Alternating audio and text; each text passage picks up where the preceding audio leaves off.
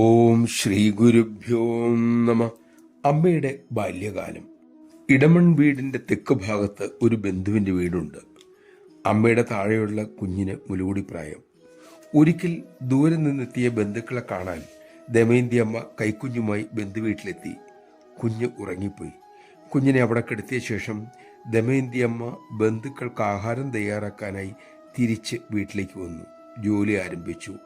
അരകല്ലിൽ അരച്ചുകൊണ്ടിരുന്നപ്പോൾ പെട്ടെന്ന് മാറിൽ കൈവച്ചുകൊണ്ട് ദമയന്തമ്മ വിഷമത്തോടെ പറഞ്ഞു, അയ്യോ ഈശ്വര, മുല ചുരുത്തുന്നല്ലോ, കുഞ്ഞു വിശന്ന് കരയുന്നുണ്ടാവും, മോൾ പോയി കുഞ്ഞിനെ എടുത്തുകൊണ്ട് വരൂ. ഉടൻ സുധാമണി, അതായത് നമ്മുടെ അമ്മ, അങ്ങോട്ട് ചെന്നു.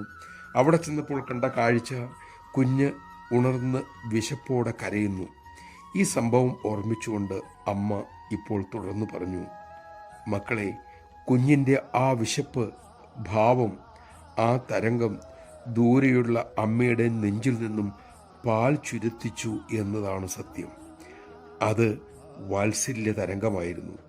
ഇതുപോലെ ഓരോ സ്ഥലത്തു നിന്നും അതിൻ്റേതായ തരംഗങ്ങളുണ്ട്. സുഗന്ധഫാട്ടിൽ നിന്നും ഇറങ്ങി വരുമ്പോൾ ആ മണം നമ്മുടെ ശരീരത്തിൽ ഉണ്ടാകുമല്ലോ. പ്രേമഗാനം കേൾക്കുമ്പോൾ ആ തരംഗം ഉള്ളിലുദിക്കും. ഭക്തിഗാനം കേൾക്കുമ്പോൾ അതുമായി ബന്ധമുള്ള തരംഗം ഉണ്ടാകും. അയ്യപ്പൻ്റെ പാട്ട് കേൾക്കുമ്പോൾ ശബരിമല ക്ഷേത്രം, കാനനപാത, ഇതെല്ലാം ഓർമ്മയിൽ തെളിയും. ഇങ്ങനെ കാമം, സ്നേഹം, കോപം, വാത്സല്യം, ഓരോന്നിനും ഓരോ തരംഗമുണ്ട് മക്കളെ.